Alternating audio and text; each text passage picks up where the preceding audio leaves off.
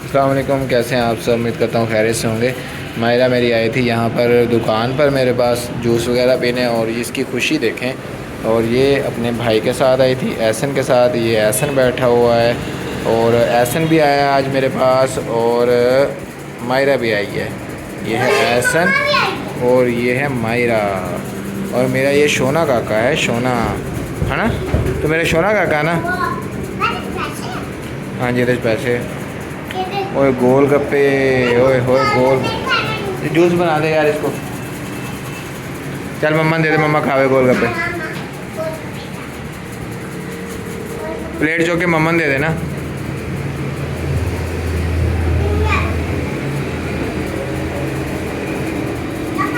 Plate चौके मम्मा दे देना, मम्मा खा लो। ये खराब हो जाते होंगे ज़्यादा देर पे रहने से, क्योंकि वैसे नमी या बारिश हुई होती, वैसे तो गोल गप्पे नरम होए पे।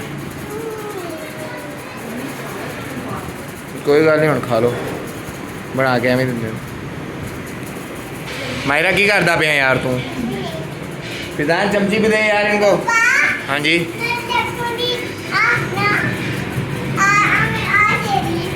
यार, छेड़िया ना कर यार, एवं चीज़ा ना छेड़िया कर। इतने आके तो मेरे को चीज़ा छेड़ देना नहीं है यार। कितनी बुरी गल है यार। छोटी जी धी है तो मेरी, पारी जी धी है ना तो मेरी। शैतानियाँ कर जानियाँ, शैतानियाँ करते रहनी आगे। शैतानियाँ करते रहनी है हैं मायरा। शैतानियाँ क्यों कर दी हैं यार, दस दे मायरा।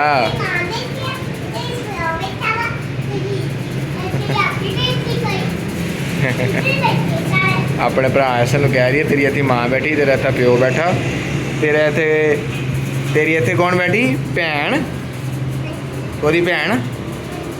तू मन तो कोई बांदरी लग रही छोटी।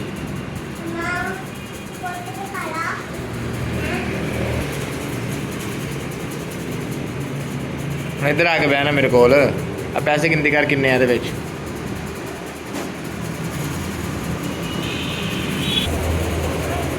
क्या? हाँ